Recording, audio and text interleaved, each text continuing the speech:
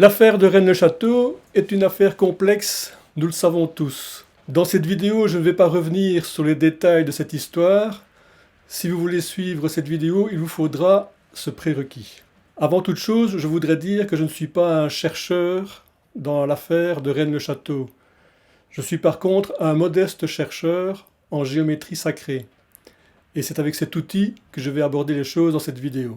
Dans cette vidéo, justement, je vais apporter ma pierre à l'édifice. Et vous allez voir que cette expression n'est pas anodine, puisque je vais vous parler d'une pierre tombale et d'un petit livre de pierre. Vous aurez compris que je vais parler de la tombe de l'abbé Henri Boudet de Rennes-les-Bains. À vrai dire, dans l'histoire de Rennes-le-Château, ce qui m'a toujours attiré, c'est plutôt le volet de l'abbé Boudet à Rennes-les-Bains. Tout a déjà été dit sur l'affaire de Rennes-le-Château, cependant, il me semble avoir découvert quelque chose que je n'ai jamais vu ni lu quelque part. Si tel est le cas, n'hésitez pas à me laisser un message en commentaire pour me donner les sources. Dans le meilleur des cas, finalement, j'aurais fait une redécouverte. Pour situer le contexte, en début de ce mois, nous sommes en octobre 2025, avec un ami passionné de l'affaire de Rennes-le-Château depuis des années, que je salue, nous avons décidé de quitter notre Belgique profonde pour nous rendre dans le Razès pendant une semaine, avec la seule motivation de nous imprégner des lieux sans aucune autre distraction. Pendant notre séjour, nous nous sommes rendus sur la tombe de l'abbé Henri Boudet, dans le village d'Axat, qui se trouve à une trentaine de kilomètres de Rennes-les-Bains. C'est le village où l'abbé Boudet a terminé ses jours en 1915. Cette tombe est bien connue des chercheurs et a déjà fait couler beaucoup d'encre, surtout sur le petit livre de pierre sur lequel figurent des lettres a priori grecques. À ce propos, il faut imaginer le travail du sculpteur qui a dû dégager énormément de matière pour faire sortir ce petit livre. Ça ne pouvait pas être un caprice esthétique de la part de l'abbé Boudet. Trois choses m'ont sauté aux yeux immédiatement en voyant cette tombe. En tant que modeste chercheur en géométrie sacrée, il y a un réflexe chez moi. Dès que je me trouve devant un ancien édifice, par exemple une église ou un ensemble de mégalithes, la première chose que je fais, c'est de chercher des proportions géométriques et des orientations. La première chose qui m'a frappé, c'est la proportion de la dalle elle-même. Il m'a semblé que c'était un double carré. Je me suis donc empressé de prendre quelques mesures de l'ensemble des éléments sur la pierre. Et effectivement, il s'agit bien de ce qu'on appelle un bicarré ou un carré long, la dalle faisant 1 mètre sur 2 mètres. Il est déjà intéressant de rappeler que le bicarré, le double carré, est une des bases de la géométrie sacrée. On la retrouve énormément sur des plans des édifices tels que les églises, cathédrales, etc. L'exemple le plus connu est la chambre haute de la grande pyramide sur le plateau de Gizeh. Cette chambre fait 10 coudées par 20 coudées. C'est amusant déjà de voir un lien avec l'Égypte. 10 coudées par 20 coudées, 1 mètre par 2 mètres. Rappelons également qu'à partir du double carré ou du bicarré, on peut trouver la valeur du nombre d'or. En effet, lorsque vous additionnez la diagonale du double carré avec le petit côté et que l'on divise l'ensemble par le grand côté, on trouve le nombre d'or, à savoir 1,618. Rappelons également qu'avec le bicarré, nous trouvons la valeur de la coudée royale égyptienne, en additionnant la diagonale avec le petit côté et le grand côté, à savoir 5,236 mètres. En déplaçant la virgule, la coudée royale est de 52,36 cm, à partir bien entendu d'un double carré de 1 mètre sur 2. Vous verrez plus loin dans cette vidéo que je vais tenter de faire un tracé régulateur de la pierre tombale avec ces notions. La deuxième chose qui m'a interpellé, c'est le petit livre de Pierre lui-même. Non pas pour son aspect sculpture ni pour les lettres qui sont gravées dessus, mais encore une fois pour sa proportion. En le mesurant, je me suis rendu compte qu'il faisait 10 cm par 16 cm. C'est un rectangle d'or. La théorie voudrait qu'il fasse 10 cm par 16,18. Mais le 1,8 mm est pratiquement insignifiant à voir sur cette pierre qui malheureusement a subi quelques dégâts. Ici, je voudrais déjà m'autoriser une spéculation. La largeur du petit livre de Pierre fait 10 cm, ce qui correspond à 1/10 de la largeur de la dalle, qui fait 1 mètre. S'il avait voulu nous montrer une autre pierre tombale, qui celle-là serait aux proportions divines, contrairement à sa pierre tombale qui est aux proportions terrestres, par le double carré.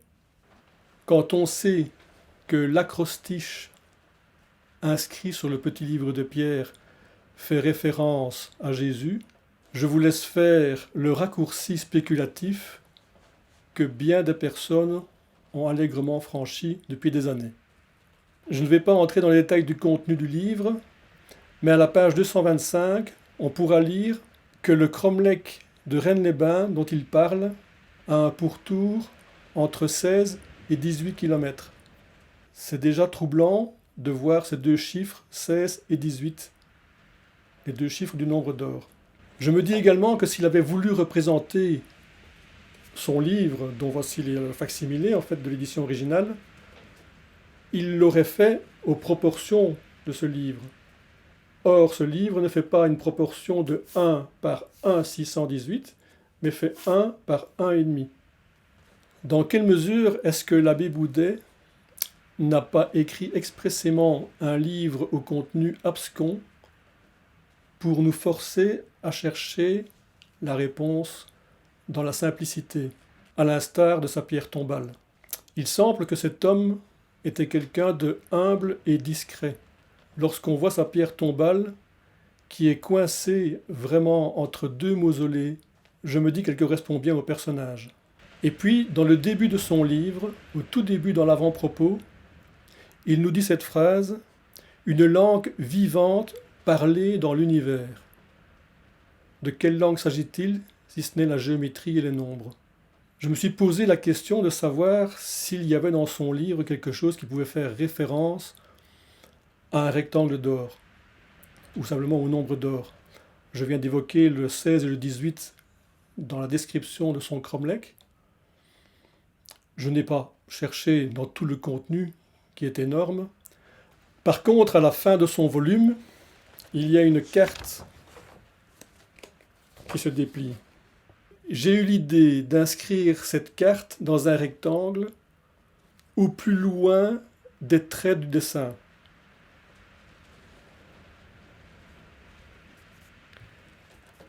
Je vous le donne en mille, c'est un rectangle d'or. On peut donc dire que ce n'est pas un hasard et qu'il y a bien une intention de renvoyer les deux rectangles d'or l'un vers l'autre. Sous-entendu, si vous devez faire une recherche matérielle, utilisez la carte. Et là, je rejoins les travaux de Rudy Jacquier qui me parlent beaucoup. D'ailleurs, j'arrive au même résultat que lui par un autre chemin. J'en parlerai plus loin. Et enfin, il y a un troisième élément qui m'a interpellé, c'est les proportions de la croix. Elle semble déséquilibrée de par le positionnement de sa barre horizontale. Cette croix se situe entre la croix latine et la croix grecque. J'en parlerai plus loin, après vous avoir présenté maintenant le tracé régulateur de la pierre tombale. Première étape, nous avons une dalle d'1 mètre sur 2. Divisons ce rectangle en deux carrés de 1 mètre de côté. Dans le carré supérieur, trouvons son centre en plaçant les deux diagonales. À partir de ce centre, traçons un cercle inscrit dans ce carré Nous pouvons déjà tracer une ligne horizontale qui va passer par les intersections des diagonales avec le cercle. Nous pouvons maintenant placer une deuxième ligne verticale qui va passer également par cette intersection. À partir de cette ligne verticale, traçons une ligne parallèle à 10 cm sur la gauche, puisqu'il semble que l'abbé Boudet veut nous signifier 1/10 de la largeur de sa dalle. Prenons maintenant comme point de centre du compas le milieu du côté gauche de la dalle, à l'intersection des deux carrés. Traçons un cercle de diamètre de la largeur de la dalle, soit 1 mètre. Ce cercle vient couper la ligne verticale que nous avons placée précédemment. Nous pouvons donc placer maintenant une nouvelle ligne horizontale à l'intersection. Cette fois, le rectangle d'or du petit livre de pierre peut être tracé. Sa position est maintenant définie.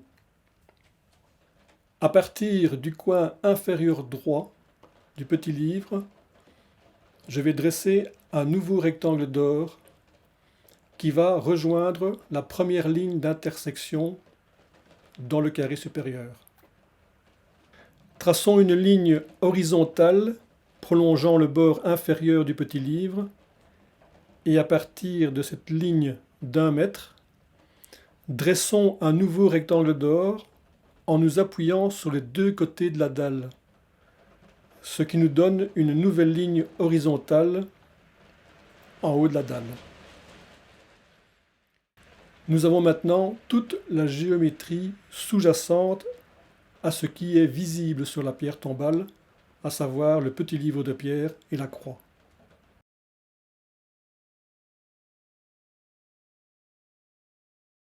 Je vais maintenant superposer et mettre à l'échelle, en gardant bien sûr les proportions, la dalle et son tracé régulateur sur les rectangles d'or que j'ai tracés autour de la carte, en prenant comme référence le bord inférieur du rectangle, puisque c'est sur ce côté que l'abbé Boudet semble avoir attiré notre attention, comme je l'ai mentionné précédemment.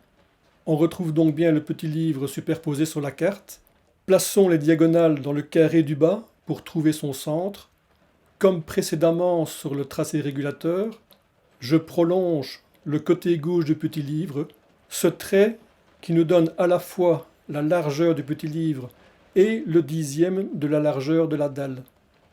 Traçons maintenant un cercle qui passe par le coin inférieur gauche du petit livre.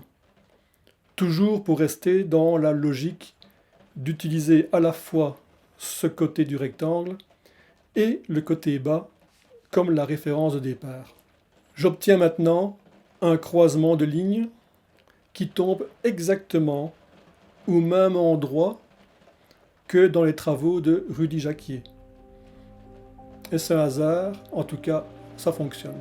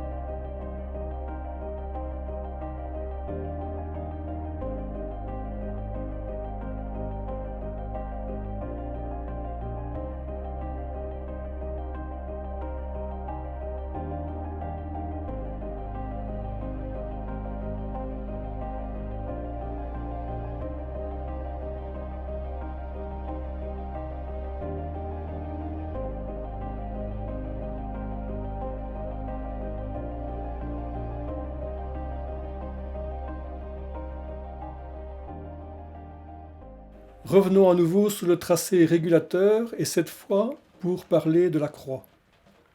On voit que cette croix dans le tracé régulateur est posée sur le rectangle d'or. Et ses limites latérales sont également imposées par ce même rectangle d'or. Symboliquement, peut-on dire que cette croix repose sur le divin, la barre verticale représentant l'élévation spirituelle. Par contre, la barre horizontale est imposée par le centre du carré, le carré représentant la matière, le terrestre. La barre horizontale représentant le parcours spirituel sur l'axe vertical. Que veut donc nous dire l'abbé Boudet avec cette croix qui semble déséquilibrée? C'est intéressant de voir que les proportions divines définissent son contour et son assise, mais que la barre horizontale est définie par le terrestre, la matière. Est-ce que l'abbé Boudet veut nous parler de son humilité ou d'une certaine crise de la foi ou du chemin qu'il a parcouru ou à contrario d'une quête spirituelle inachevée? Veut-il nous dire qu'il faut aller chercher en terre, entre guillemets, alchimiquement ou réellement, ou les deux? J'aime à croire qu'il n'ait pas placé cette croix uniquement par humilité, mais peut-être pour nous faire passer un message à chacun de nous, pour qu'on aille chacun chercher intérieurement les réponses. En conclusion, je crois que l'abbé Boudet n'était pas dupe.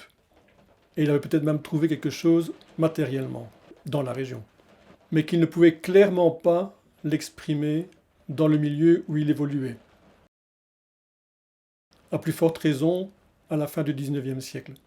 Il me semble que l'abbé Boudet avait l'esprit et la démarche des anciens bâtisseurs, dans le sens d'un sculpteur d'art roman dont la mission est bien moins de faire de l'art que de faire passer un message dans la pierre. De mon point de vue, plus on nous montre des détails, moins il y a à trouver. Par contre, plus c'est simple et plus les détails sont dans l'invisible, comme l'atteste la géométrie sous-jacente dans la pierre tombale. Et plus il y a à trouver et à comprendre. Et je terminerai par ceci. Voici la vue Google Earth de l'église de Rennes-les-Bains. Je n'ai pas les dimensions pour le vérifier, mais à vue d'œil, il me semble bien que la nef principale s'inscrive dans un rectangle d'or. Si tel est le cas, l'abbé Boudet a dû le remarquer. Pensez donc, ce n'était pas très catholique pour une église. C'était peut-être même le point de départ de la quête de l'abbé Henri Boudet. Merci d'avoir regardé ma modeste contribution jusqu'au bout.